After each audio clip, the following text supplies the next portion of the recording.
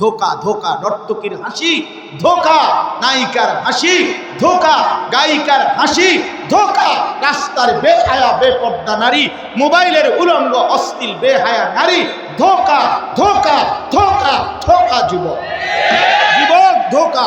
তোমার মোবাইলও শেষ হবে, এমবিও শেষ হবে, পকেটও শেষ হবে, যৌন শক্তিও শেষ হবে। একদিন তোমারে রাস্তার ফকির বানাইয়া দুনিয়াও শেষ করবে, আখেরাতও শেষ করবে। এই জন্য মনে রাখো যুবক, ভিন নারী, বেহায়া নারী, বেপর্দা নারী, অসভ্য নারীর ফান্দে যে পড়ছ, তুমি শেষ।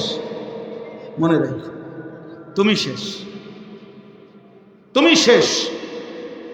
নারীর ছবি কাউরে সুখ দেয় না, অশ্লীল নারী কাউরে সুখ দেয় না, বেহায়া নারী সুখ দেয় না। সে সুখে নাই, সে নিজেই সুখে নাই, সে সুখ দিবে করতে, সে সুখ দেবে করতে বলেন? বেপর্দা নারী নিজেই তো সুখে নাই, সে অন্যকে কি সুখ দেবে? আজকের ওই বেঈমানরা, ওই ইউরোপের এই ধোঁকাবাজরা, ওই ইহুদি খ্রিস্টানের এই বেঈমানরা, তারা কোনোদিন নারীকে ইজ্জত দেয় নাই, কোনোদিন না। খোদার কসম, কোনোদিন না, কোনোদিন না। ওরা রীতিমতো গবেষণা করত, এই ইহুদিরা, যে নারীর শরীরে আত্মা আছে কিনা, নারী মানুষ কিনা, নারীর শরীরে কোনো আত্মা আছে কিনা, এটা তারা বিশ্লেষণ করত, গবেষণা করত। নারীকে মানুষ মনে করত না মিয়া। আমি নিজে পড়ছি, এই পৃথিবীতে রাসূলুল্লাহ সাল্লাল্লাহু আলাইহি ওয়াসাল্লামের আগমনের পূর্বে পৃথিবীর একটি জনপ্রিয় মতবাদ ছিল, নাউজুবিল্লাহ, বলতো লজ্জা, একটি জনপ্রিয় মতবাদ ছিল পৃথিবীতে তখন, যে তিন জিনিস সকলের সমান অধিকার। এই পৃথিবীর তিনটি জিনিসের মধ্যে কারো একক অধিকার নাই। এই পৃথিবী তখন নবীজির জন্মের আগে পৃথিবীব্যাপী এই তখনকার সময়ে অগ্নি পূজক, মূর্তি পূজকদের কাছে এই মতবাদ ছিল জনপ্রিয় মতবাদ, যে তিনটি জিনিসে কারো কোনো একক অধিকার নাই, সকলের সমান অধিকার। সেই তিনটি জিনিস কি? একটা হলো আগুন, আগুন সবার, যেখানেই জ্বলুক সবাই নিতে পারবে। দুই, পানি, পানি সবার সমান অধিকার। আল্লাহর কসম, 3 নম্বর লিখছে নাউজুবিল্লাহ, নারী। নারী কারো একক অধিকার নেই, নারীর কোনো একক মালিকানা নাই। নারী উপভোগের পণ্য, যার যেখানে মন চায় সে নিয়ে যাবে।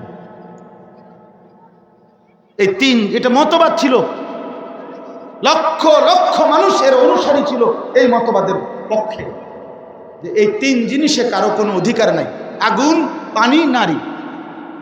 কত জঘন্য বলেন, কত নিকৃষ্ট। হেরা এখন নারী অধিকারের স্লোগান দেয়। ইসলাম, ইসলাম সংকীর্ণ করে ফেলেছে। হাটহাজারী হুজুর রহমতুল্লাহ আলাইহি, আমিরে হেফাজত, মনে আছেনি? নারীর পর্দার গুরুত্বের জন্য, নারীকে আড়াল করার জন্য হযরত শব্দের উদাহরণ দিয়ে বুঝাইতে গিয়ে একটি শব্দ বলছিলেন। এই বেঈমানরা, মুনাফিকরা, এই ছদ্মবেশী ইসলামের নামের ডাকাতরা কি পরিমাণ হাটহাজারী হুজুর রহমতুল্লাহ আলাইহিকে বিদ্রুপ করছিল, মনে আছে সেই কথা? ওই বিদ্রুপকারী বেঈমান এখন কোথায়? এই নাফরমান এখন কই? এখন কই? আল্লাহ মাহমুদ শফিক রহমতুল্লাহ আলাইহি এখনো ইমানদারের কলিজার মধ্যে বসবাস করে। তোর মতো ইনু তোর গায়ে এখন আদালতে হাজিরা দিতে গেলে থুতু মারে, থুতু মারে, থুতু মারে। বেটা, তুই সেই ইনু যে আমিরে হেফাজতকে বারবার তেতুল হুজুর বলে বিদ্রুপ করতি। আমরা চিনি না? আমরা জানি না? এখন কই তোর বাহাদুরি? কই তোর মন্ত্রিত্ব? কই? আখেরাতের বেজ্জুতি তো আছেই, দুনিয়ার বেজ্জুতি তো আমরা দেখলাম, পচা ডিম আমরা দেখলাম তো, আমরা থুতু দেখলাম তো।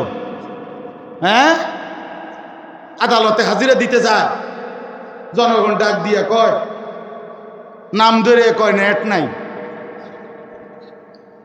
মানুষ কয় নেট নাই, শুনেন নাই?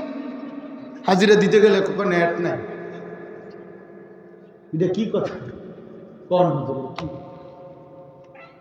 24 নম্বর সূরা, 18 নম্বর পারা। আরেকটা হলো এই আহজাব, 33 নম্বর সূরা। কোরআনুল কারীমের 4 নম্বর সূরা, 24 নম্বর সূরা, 33 নম্বর সূরা, সূরা নিসা, সূরা নূর, সূরা আহজাব। এই 3টি সূরা একজন ইমানদার মুসলিম নারী, এই মুসলিম মেয়েরা, মুসলিম নারীরা আল্লাহর কসম প্রত্যেকের পড়া উচিত। কমপক্ষে এই 3টা সূরার তরজমা, স্বাভাবিক অনুবাদ এবং সংক্ষিপ্ত ব্যাখ্যা, যেমন মনে করেন তাফসিরে মাআরিফুল কোরআনে সংক্ষিপ্ত ব্যাখ্যা আছে, গ্রহণযোগ্য, সারা পৃথিবী সমাদৃত ব্যাখ্যা। তো এতটুকু ব্যাখ্যা এবং এই 3টা সূরা একজন মুসলিম নারী যদি তরজমা এবং সংক্ষিপ্ত ব্যাখ্যা পড়ে, আল্লাহর কসম সে বুঝতে পারবে যে এক মুসলমানকে, এক নারীকে ইসলাম কি পরিমাণ ইজ্জত, সম্মান, মর্যাদা, তার জন্য কি পরিমাণ হুকুম, আহকাম, বিধি, বিধান আল্লাহ তাআলা তাকে কি পরিমাণ মূল্যায়ন করছেন, কি পরিমাণ আল্লাহ তাআলা তাকে কদর করছেন, এটা সে স্পষ্ট উপলব্ধি করতে পারে। এজন্য নারীদের জন্য এই 3টা সূরা খুব জরুরি, পড়া উচিত। বিশেষ করে এর মধ্যে মাঝখানের যে সূরাটা 24 নম্বর সূরা, সূরা নূর, এই সূরা অত্যন্ত গুরুত্বপূর্ণ। কিতাবের মধ্যে, তাফসীরের মধ্যে আছে, সূরা নূরের তাফসীরে আছে। হযরত ওই ভাই, ওই লাইটওয়ালা ভাই, এটা নামান, আকাম একটা লাগায় রাখছেন, আপনি শুনেন মিয়া, নিজের জন্য শুনেন, আরেকজনকে দেখাবেন। কি দেখাইবেন আরেকজনকে? হাজার হাজার বাংলাদেশের ছোট বড় বক্তা, প্রত্যেকের ওয়াজ, লাখ লাখ ওয়াজ আছে ওই মোবাইলের ভিতরে। কিন্তু কাইত কইরা, শীত কইরা, সোজা কইরা, হোতাইয়া, কইনাইয়া, সব ডকের ওয়াজ আছে। কোডা দরকার, কেমনি দরকার? একটা আঙ্গুলে, আমার দ্বারা এটা নাই বড়টা বুঝাইলাম আর কি, যে এমনি টান দিলে এক টানে তো বক্তা দৌড়ায় 10 জন। ওই যে বক্তাদের এবারে সিরিয়াল দিলে এমনি টান দিলে তো বক্তা দৌড়ায়। তো মোবাইলে ওয়াজের অভাব আছে, এমনি শুনেন ভাই, এমনি শুনলে ভালো। দিল, চোখের পাওয়ার সামনে জিন্দিগি বদলে, নজরের বরকত বেশি, সরাসরির এই বরকত বেশি, এটার বরকত বেশি। অন্য সময় শুনবেন মোবাইলে, যখন উপস্থিত নাই তো ঠিক আছে, তখন শুনে। এখন তো আমরাও আসছি, আপনিও আসছেন, ঠিক কিনা বলেন? এখন আমিও উপস্থিত, আপনিও উপস্থিত, তাহলে এখন সামনাসামনি শুনুন। আল্লাহ তৌফিক দান করুন।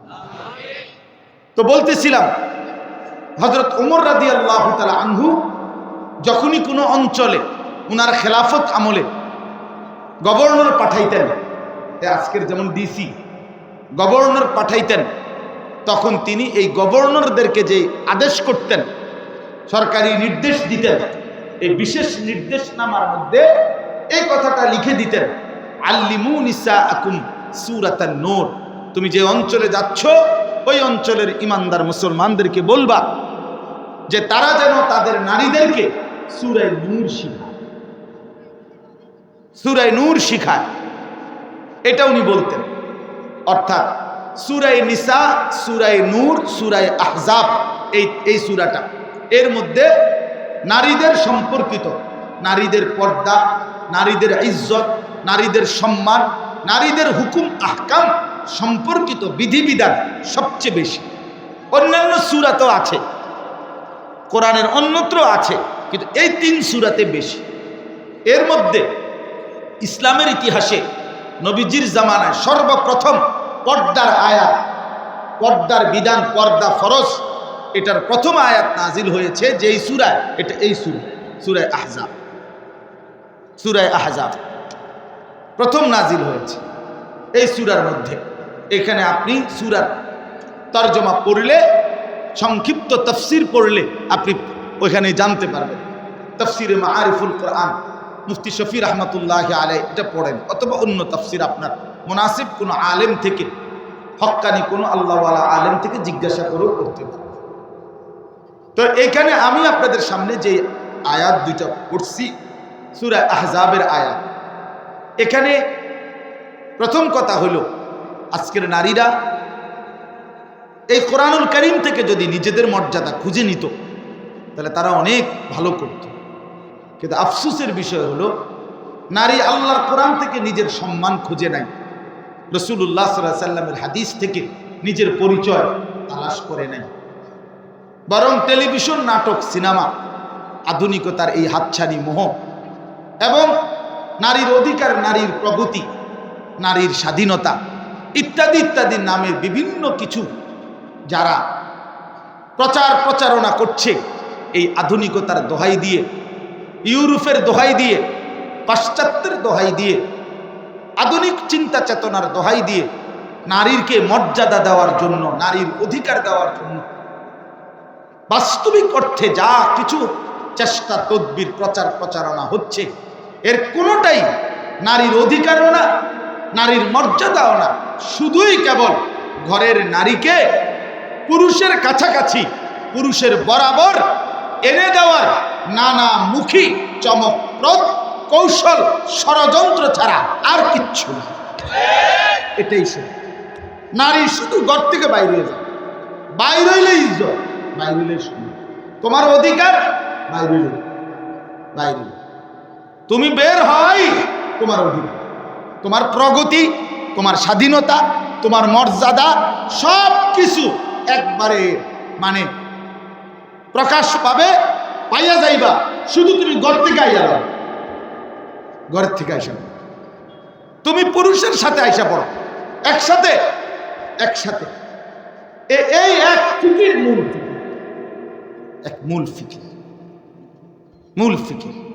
এই পৃথিবীতে সোশ্যালিজমের অর্থাৎ সমাজতন্ত্র যেটা, এই যে সোভিয়েত ইউনিয়ন, আজকে যেটা রাশিয়া, এখন রাশিয়া শুধু, আগে এই রাশিয়াকে কেন্দ্র করে আশেপাশের আরো অনেকগুলো ছোট বড় রাষ্ট্র মিলে সোভিয়েত ইউনিয়ন ছিল। আগে আগে ওইটাকে সোভিয়েত, আমরাও ছোটবেলায় দেখছি, ছোট সোভিয়েত ইউনিয়ন ছিল, শুনছি, আমরা সময় পুরা ছিল না।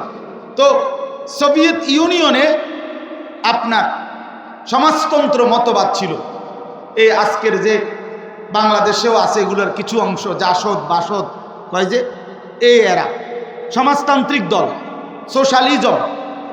আপনার এদের বড় বড় গুরু যারা, কার্ল মার্কস, লেনিন, মাও সেতুং, হ্যাঁ, এই এরা রাশিয়ার অঞ্চলে, এই এদের মূল স্লোগান ছিল যে নারী কোনোভাবে ঘরে থাকতে পারবে না, নারী পুরুষ প্রত্যেকেই রাষ্ট্রের পক্ষ থেকে নির্ধারিত করা কর্ম করবে, প্রত্যেককে সরকার ভাতা দিবে নির্ধারিত পরিমাণে, বাচ্চা যেটা হবে এটাও রাষ্ট্রের, যদিও পেট নারী কিন্তু সন্তান রাষ্ট্রের। হ্যাঁ, এটাই সোশ্যালিজমের কথা, রাষ্ট্রের সন্তান, অর্থাৎ তার দায়িত্ব, রাষ্ট্রের দায়িত্ব। এই কথা বলে নারীকে একটানা 70 বছরের চাইতে সোভিয়েত ইউনিয়নের মধ্যে নারীকে ঘর থেকে বের করছে, নারীরে মর্যাদা দিবার নাম করে সমস্ত কাজে একেবারে ঝাড়ু মোছা, বাথরুম টয়লেট পরিষ্কার করা সহ, ক্লিনার সহ সমস্ত কামে লাগাইয়া শেষ পর্যন্ত স্পষ্ট ইতিহাসে, আমার কাছেও নির্ভরযোগ্য কিতাব আছে, স্পষ্টভাবে আছে, সর্বশেষ সোভিয়েত ইউনিয়ন যখন পতন হয়েছে 1920-এর পরে, এই পতনের পরে সোভিয়েত ইউনিয়নের শেষ যেই প্রেসিডেন্ট ছিল মিখাইল গর্বাচেভ, এই মিখাইল গর্বাচেভ প্রকাশ্য রাজপথে লক্ষ লক্ষ মানুষের সামনে ঘোষণা দিয়া স্বীকার করছিল যে আমাদের সোভিয়েত ইউনিয়নের, আমাদের এই সোশ্যালিজমের এই ব্যর্থতা, এই ভেঙে যাওয়া, এই রাষ্ট্রগুলো ভাগ ভাগ হয়ে যাওয়া অন্যতম প্রধান ভুল সিদ্ধান্ত আমাদের ছিল,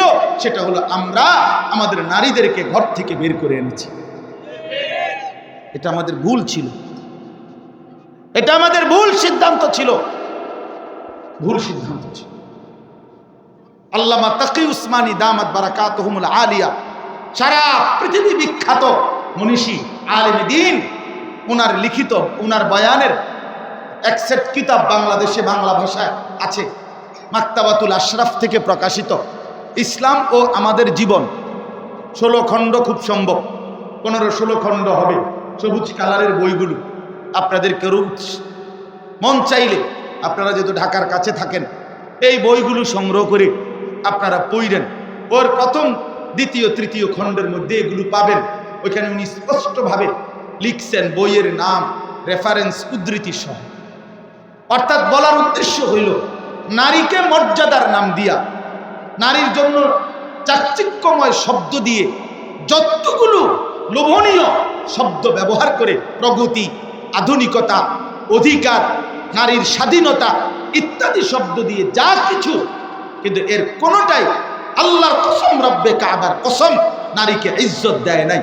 নারী প্রতিনিয়ত নির্যাতিত, লাঞ্ছিত, অবহেলিতই হচ্ছে এবং এভাবেই কিয়ামত পর্যন্ত আল্লাহকে ছেড়ে দিলে, কোরআনকে ছেড়ে দিলে, রাসূলকে ছেড়ে দিলে, পর্দাকে ছেড়ে দিলে, আল্লাহর বিধান ছেড়ে দিলে, আল্লাহর কসম নারী বেইজ্জতি হতে থাকবে, লাঞ্ছিতই হতে থাকবে। ইজ্জত কোনোদিন ফিরে আসবে না।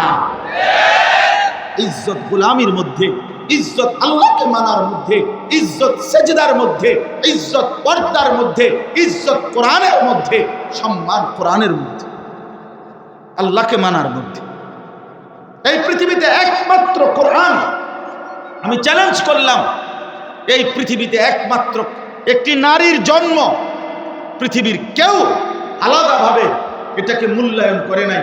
কিন্তু মহান আল্লাহ পাক রব্বুল আলামিন নারীর জন্মটাকে বলছে তাবশীর দুইবার।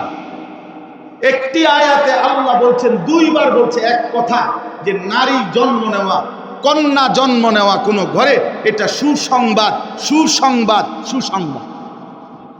তাবশীর ওয়া ইদা বুশিরা আহাদুহুম বিল উনসা যাল্লা ওয়াজহুহু মুসওয়াদ্দান ওয়া হুয়া কাযীম। হ্যাঁ, ইয়াতাওয়ারা মিনাল কওমি মিন সুই মা বুশিরা বিহি। এই যে দুইবার বলছে আল্লাহ, কন্যার জন্ম, এক মানুষের ঘরে যেই মেয়ে জন্ম নেয় এটা সুসংবাদ, তাবশীর, সুসংবাদ আল্লাহ বলছে। আল্লাহ এটাকে বেইজ্জতি বলে নাই, অপমান বলে নাই। আর গোটা পৃথিবীর কেউ, আমরা নিজে পড়ছি মিয়া, মুসলিম উম্মার পতনে বিশ্বের কি ক্ষতি হলো। বাংলায় অনুবাদ আমাদের আদিব সাহেব হুজুর আল্লামা আবু তাহের মিসবাহ সাহেবের অনুদিত বই আছে, আপনি পড়েন, ওইখানে আছে স্পষ্ট, এই পৃথিবীর কোন ধর্ম, কোন মতবাদ কোনদিন এই পৃথিবীর ইতিহাসে, আজকের ওই বেঈমানরা, ওই ইউরোপের এই ধোঁকাবাজরা, ওই ইহুদি খ্রিস্টানের এই বেঈমানরা, তারা কোনদিন নারীকে ইজ্জত দেয় নাই, কোনদিন না, খোদা কসম, কোনদিন না। ওরা রীতিমতো গবেষণা করত, এই ইহুদিরা, যে নারীর শরীরে আত্মা আছে কিনা, নারী মানুষ কিনা, নারীর শরীরে কোনো আত্মা আছে কিনা, এটা তারা বিশ্লেষণ করত, গবেষণা করত। নারীকে মানুষ মনে করতো না মিয়া। আমি নিজে পড়ছি, এই পৃথিবীতে রাসূলুল্লাহ সাল্লাল্লাহু আলাইহি ওয়াসাল্লামের আগমনের পূর্বে পৃথিবীর একটি জনপ্রিয় মতবাদ ছিল, নাউজুবিল্লাহ, বলতো লজ্জা, একটি জনপ্রিয় মতবাদ ছিল পৃথিবীতে তখন, যে তিন জিনিস সকলের সমান অধিকার। এই পৃথিবীর তিনটি জিনিসের মধ্যে কারো একক অধিকার নাই। এই পৃথিবী তখন নবীজির জন্মের আগে পৃথিবীব্যাপী এই তখনকার সময়ে অগ্নি পূজক, মূর্তি পূজকদের কাছে এই মতবাদ ছিল জনপ্রিয় মতবাদ, যে তিনটি জিনিসে কারো কোনো একক অধিকার নাই, সকলের সমান অধিকার। সেই তিনটি জিনিস কি? একটা হলো আগুন, আগুন সবার, যেখানেই জ্বলুক সবাই নিতে পারবে। দুই, পানি, পানি সবার সমান অধিকার। আল্লাহর কসম, 3 নম্বর লিখছে নাউজুবিল্লাহ, নারী, নারী কারো একক অধিকার নেই, নারীর কোনো একক মালিকানা নাই, নারী উপভোগের পণ্য, যার যেখানে মন চায় সে নিয়ে যাবে। এই তিন, এটা মতবাদ ছিল, লক্ষ লক্ষ মানুষের অনুসারী ছিল এই মতবাদের পক্ষে, যে এই তিন জিনিসে কারো কোনো অধিকার নাই, আগুন, পানি, নারী। কত জঘন্য বলেন, কত নিকৃষ্ট। হেরা এখন নারী অধিকারের স্লোগান দেয়, ইসলাম, ইসলাম সংকীর্ণ করে ফেলেছে।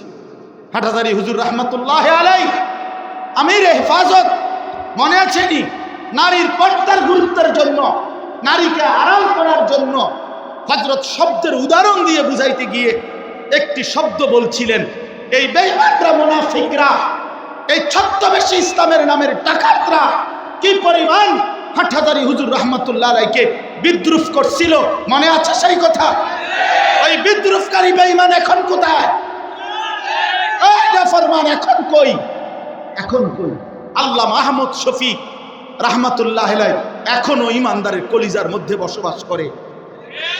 তোর মতো ইনু তোর গায়ে এখন আদালতে হাজিরা দিতে গেলে থুতু মারে, থুতু মারে, থুতু মারে। বেটা তুই সেই ইনু যে আমির হেফাজতকে বারবার তেতুল হুজুর বলে বিদ্রুপ করতি।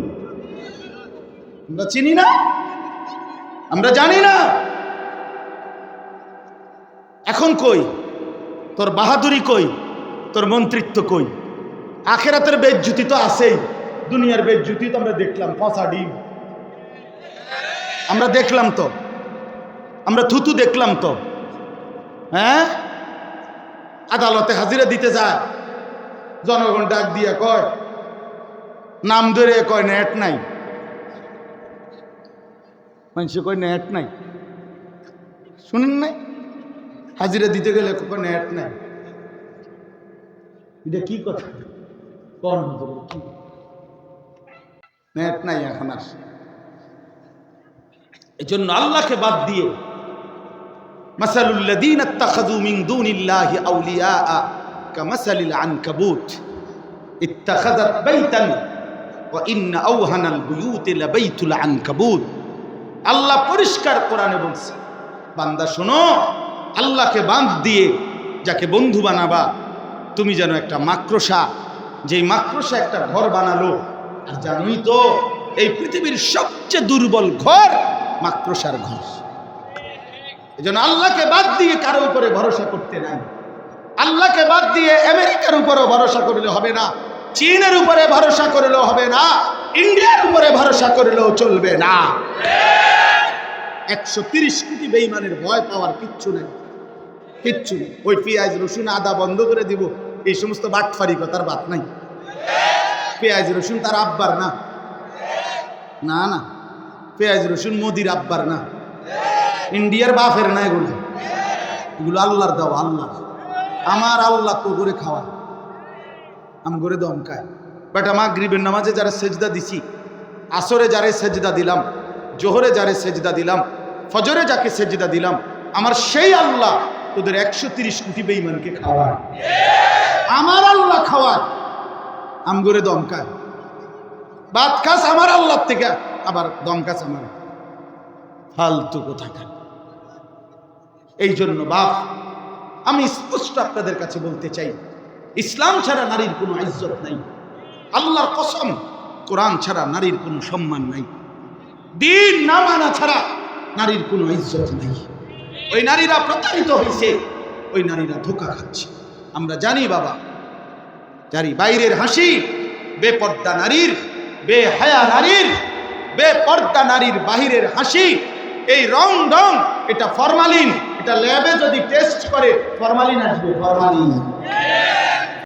ধোকা, ধোকা, নর্তকীর হাসি ধোকা, নায়িকার হাসি ধোকা, গায়িকার হাসি ধোকা, রাস্তার বেহায়া বেপর্দা নারী, মোবাইলের উলঙ্গ অশ্লীল বেহায়া নারী ধোকা, ধোকা, ধোকা, ধোকা। যুবক, যুবক ধোকা। তোমার মোবাইলও শেষ হবে, এমবিও শেষ হবে, পকেটও শেষ হবে, যৌন শক্তিও শেষ হবে। একদিন তোমারে রাস্তার ফকির বানাইয়া দুনিয়াও শেষ করবে, আখেরাতও শেষ করবে। এই জন্য মনে রাখো যুবক, ভিন নারী, বেহায়া নারী, বেপর্দা নারী, অসভ্য নারীর ফান্দে যে পড়ছ, তুমি শেষ। মনে রাখো, তুমি শেষ, তুমি শেষ। নারীর ছবি কাউরে সুখ দেয় না, অশ্লীল নারী কাউরে সুখ দেয় না, বেহায়া নারী সুখ দেয় না। সে সুখে নাই, সে নিজেই সুখে নাই, সে সুখ দিবে করতে, সে সুখ দেবে করতে বলেন? বেপর্দা নারী নিজেই তো সুখে নাই, সে অন্যকে কি সুখ দেবে? হ্যাঁ,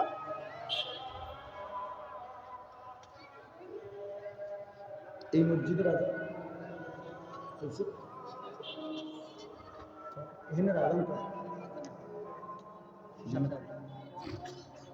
এখন দিবিনি আজান। উঠেন না, আপনারা উঠেন না, আমরা 7:30টায় নামাজ সময় আছে, আমরা পড়বো নামাজ।